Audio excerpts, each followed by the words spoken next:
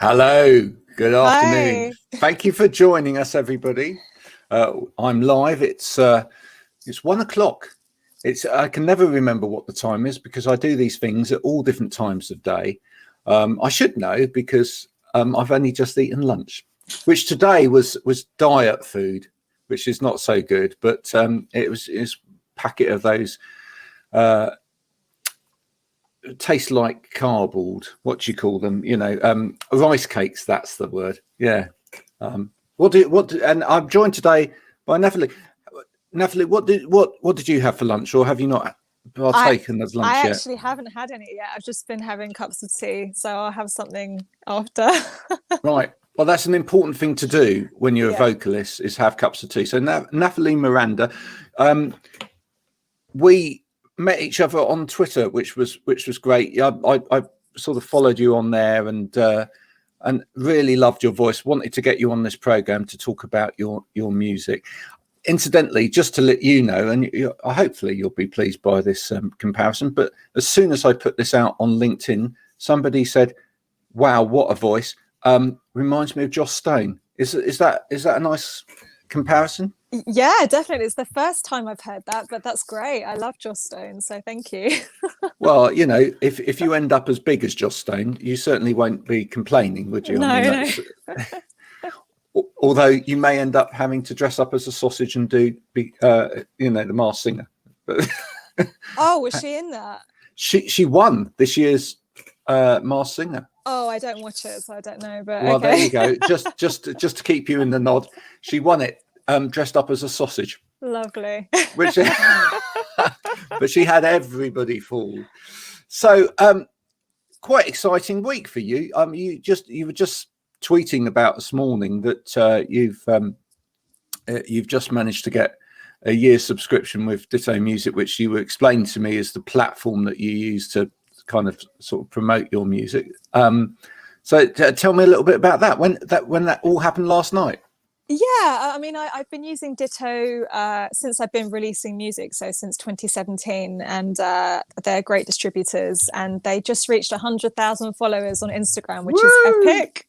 Yeah. And they were doing a special live show to offer 1-year subscriptions to anyone who gets on the live show and sings a bit of their song or raps or plays or whatever it is they do. And I just went on and I hung around for about 45 minutes, and eventually he called me up and I was like, yay, and I just sang a bit of my song and won a year's free subscription. So it means I've got to release loads of music this year.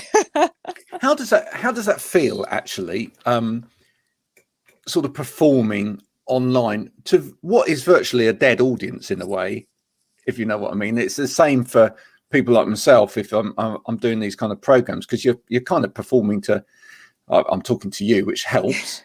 But normally if you do these kind of things in a live situation, you can feed off the audience. Yeah. How's it kind of feel performing? Into the black? Yeah.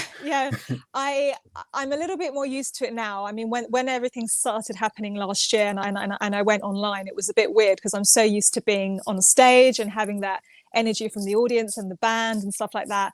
And it is still weird, I have to be honest, but you just have to, especially when you're using a platform where you can see people's comments, that helps because you can interact with them and answer their questions and things like that.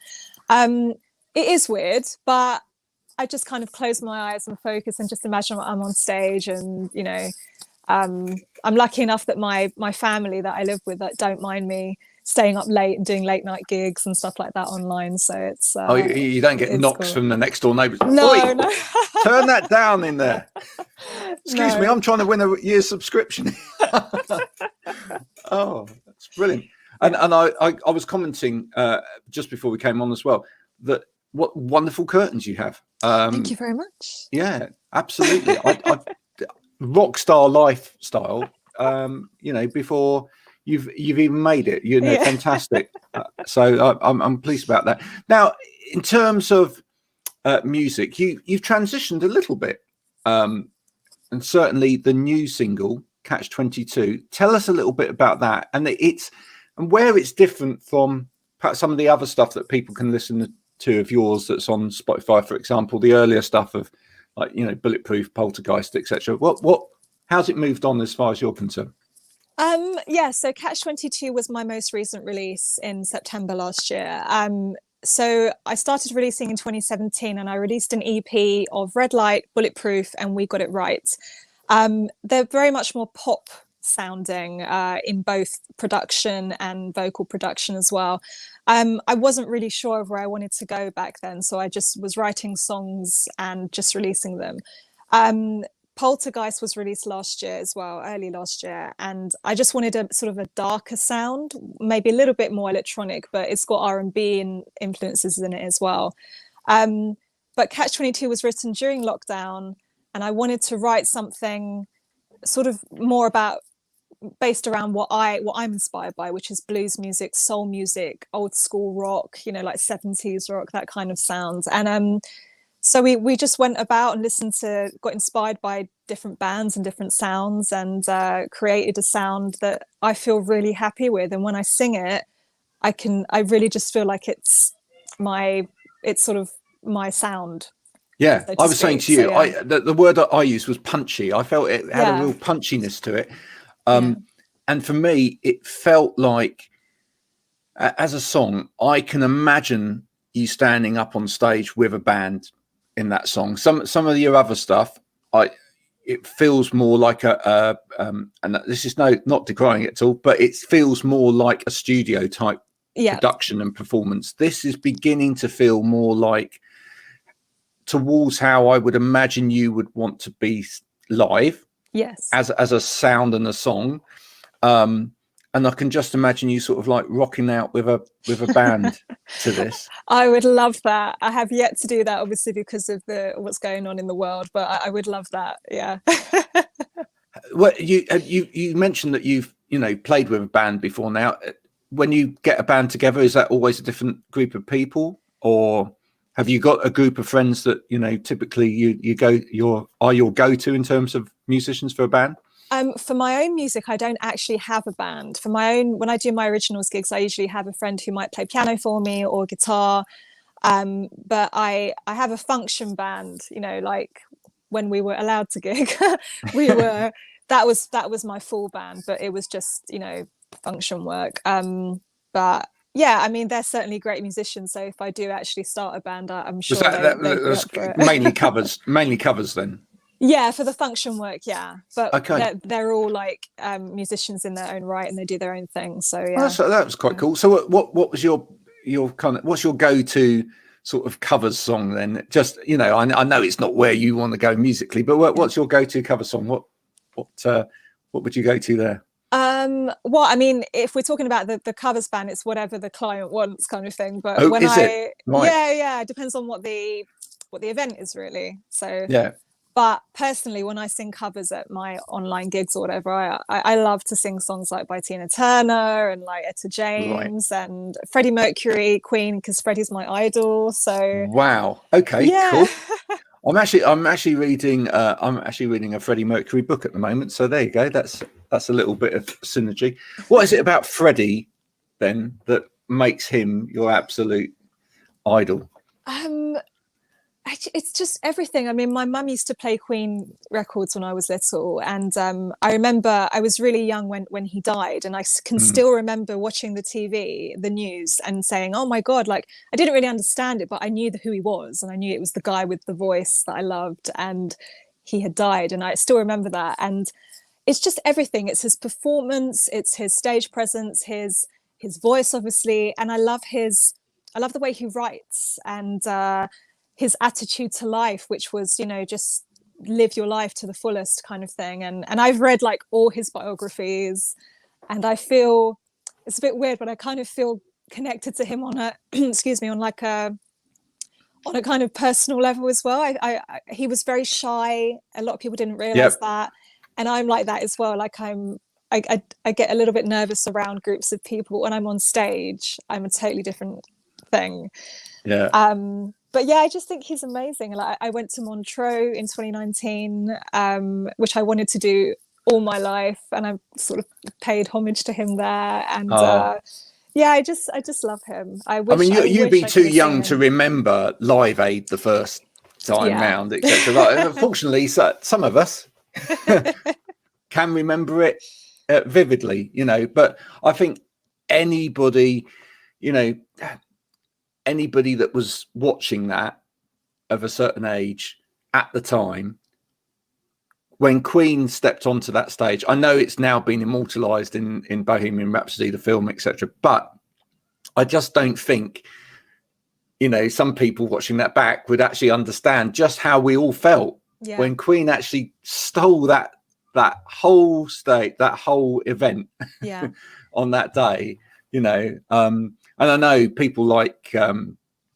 know, Foo Fighters have talked about, you know, just what an immortalized moment that is, and just, you know, the arm in the air controlling that whole crowd, you know, just amazing. As a front man, what a person to have as an icon. Absolutely. I you know, do you try and conjure up that same kind of energy with the crowd and that same kind of rapport with the crowd if you're playing live yourself?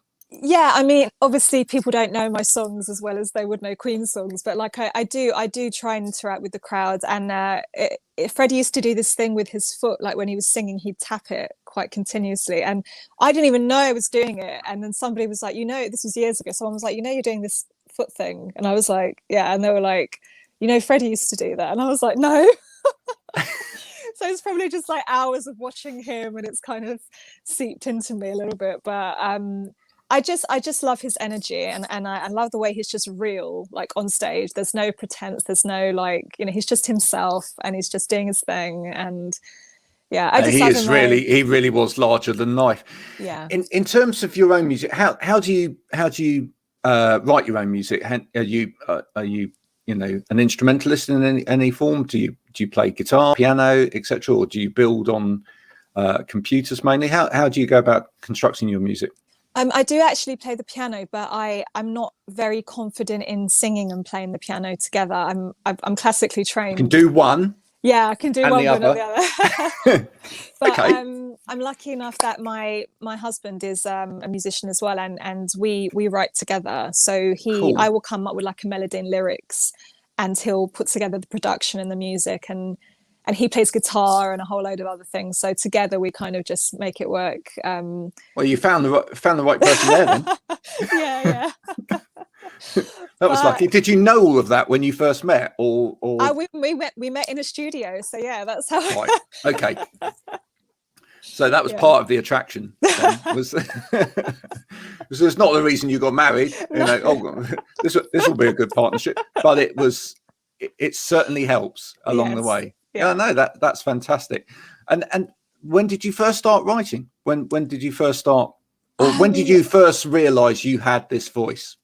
So I've been writing since I was really young. I mean, essentially they were poems to begin with, because I didn't really know what to do with them. I was like 7 or 8, you know, and but I didn't really, I was quite a late starter. I was very, very shy, and I didn't even sing in public till I was about 15. It was always something I did at home with the music really loud so no one could hear me, kind of thing. Right.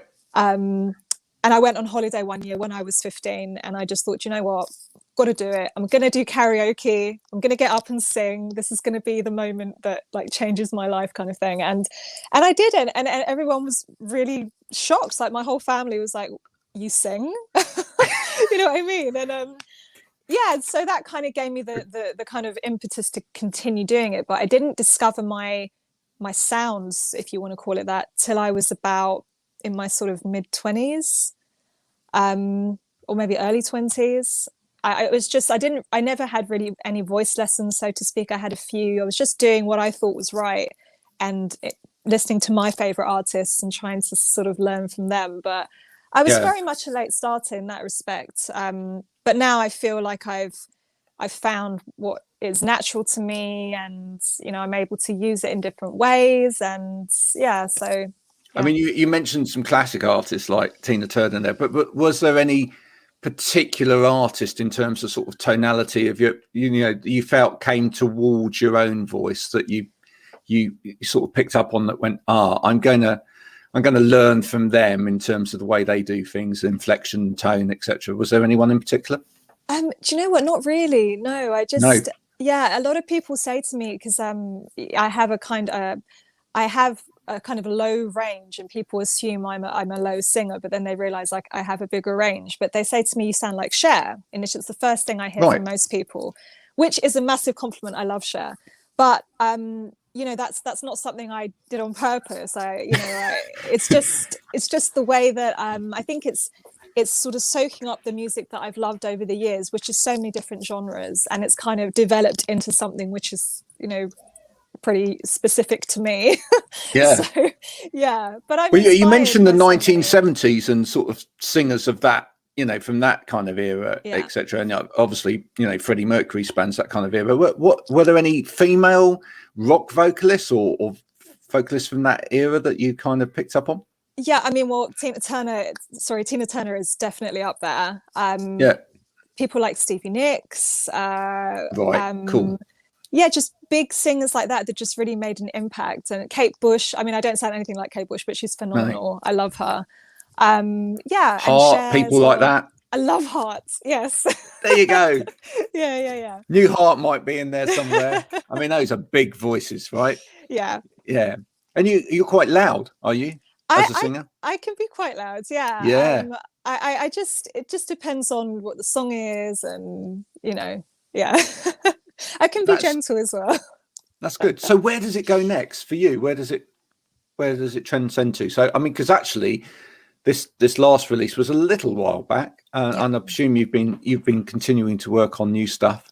I know you said to me sort of prior to this interview that you're now doing this full time, Yeah. whereas you previously had a job. So that means the kind of urgency is there to hopefully lockdown ends at some point and you get out there and do it. But obviously you need to continue pushing forward with the writing. So where's that going next? Well, I do have a new single coming out. I don't have a date yet, but it's going to be called Battle Scars. Cool. The Sounds video. a bit Pat Benatar, you know. There's another name. Yes, I love Pat Benatar. Yeah. Yeah. The video's already shot. The video's ready to go. The song just needs to be finished up a little bit in terms of production and mastering. So I would anticipate maybe in a sort of early to mid-March release. But yeah, I'm really excited about it. It's again, it's a different kind of sort of vibe, but it's that sort of 70s sound that I really wanted to go for this time, that kind of raw band kind of sound. And yeah, it wasn't what I was planning to release. Actually, I was going to release another song called Is This Love, which is a little bit more 80s. And then it just came to me one day. I started writing. I was like, oh my God, we have to do this. We have to do this.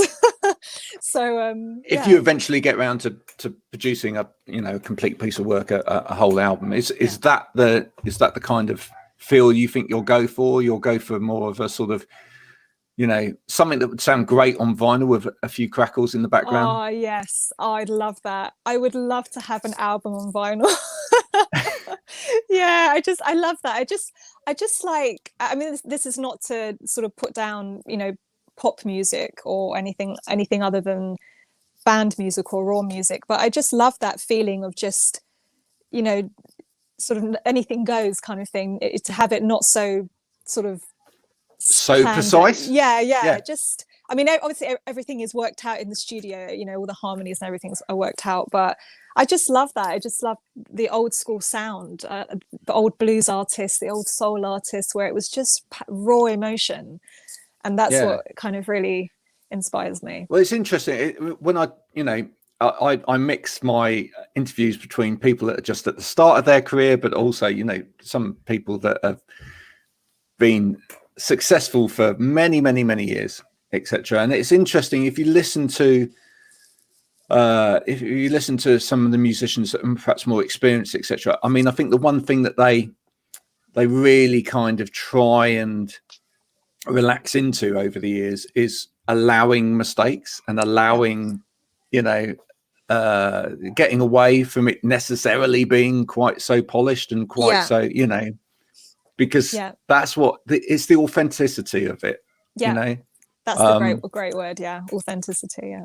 So no, that's good. So we look forward to that. Hopefully, sort of end of March, April, sort of coming out of potentially bits of lockdown time. Yeah.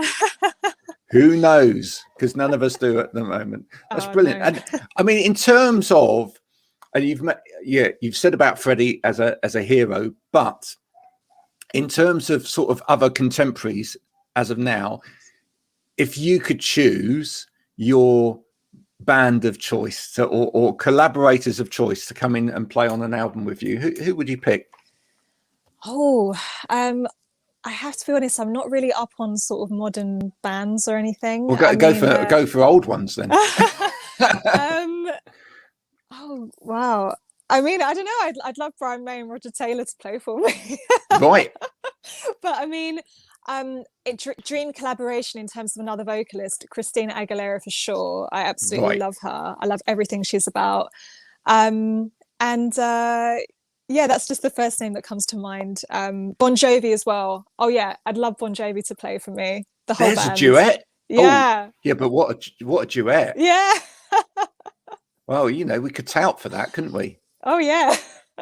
Yeah. Can you imagine that? You and Bon Jovi. Well, there you go. Oh man, I'd love it. We may start an online campaign for for that to happen. I'm not sure what he's doing at the moment, you know. So you know, he might have the time to do that. That would be really good. I could see that your voice is complementing really well on that. So that would be great.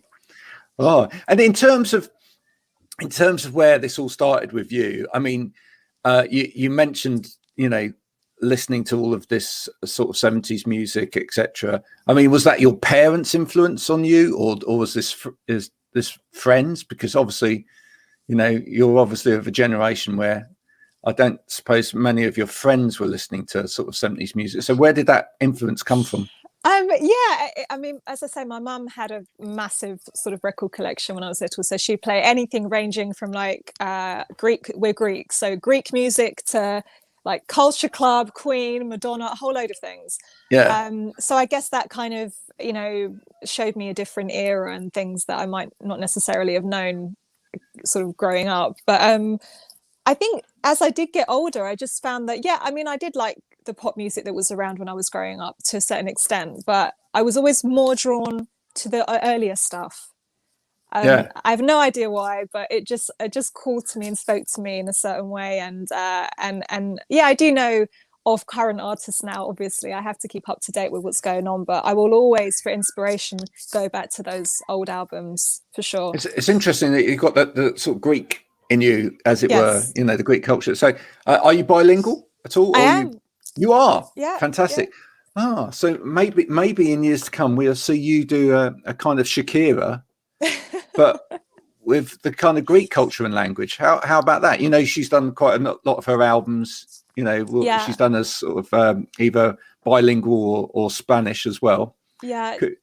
I would love that. I'm very, very proud of my Greek Cypriot roots, to the extent that I call myself a British-born Cypriot.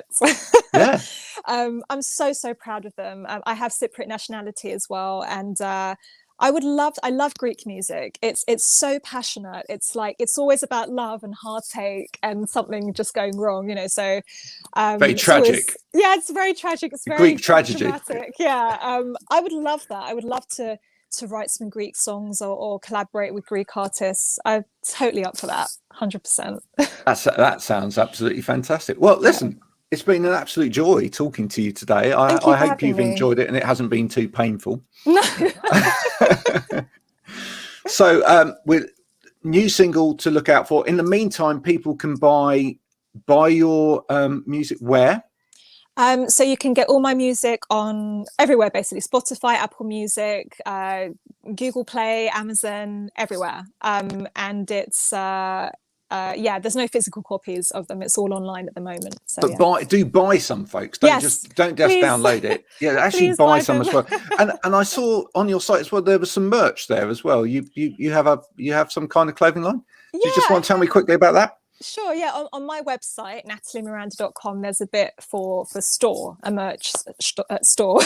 And there's some T-shirts, there's I can't remember now what's on there. I think it's a hat, a mouse mat. I think there's some hoodies.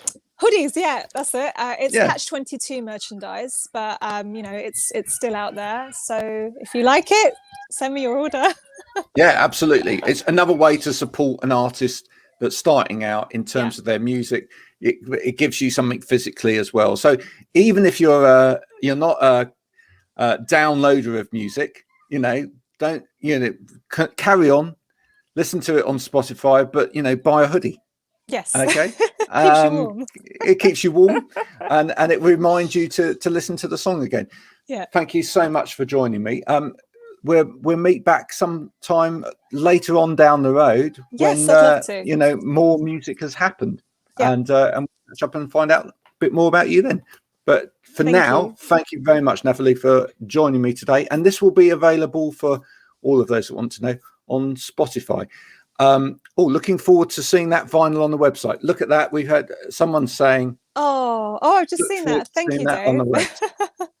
Dave, we all look forward to seeing that vinyl on the website. And yeah, I'm sure, in fact, if you ask nicely, you might even get a signed copy when that does happen. So maybe have a Kickstarter campaign to raise money for the vinyl. You know? There's so many things online right now. I'm already a little bit sort of overwhelmed with all the things I'm doing. So yeah, Kickstarter maybe one day. Yeah, absolutely. Thank you very much for joining me. Thank you for having me. Cheers. Bye-bye. Bye.